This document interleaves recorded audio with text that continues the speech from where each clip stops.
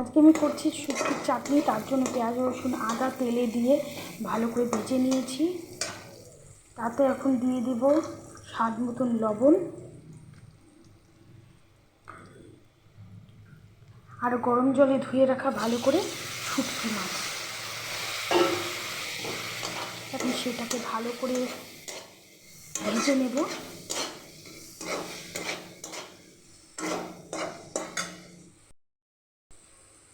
এখন দিয়ে দিব হলুদ পরিমাণ মতন। মাছগুলো ভাজা হয়ে গেছে। কেউ যদি শুটকি মাছের মধ্যে টমেটো দিতে চাও তাহলে দিতে পারো, কিন্তু আমি দিই না, আমার ভালো লাগে না। এখন এতে দিয়ে দিব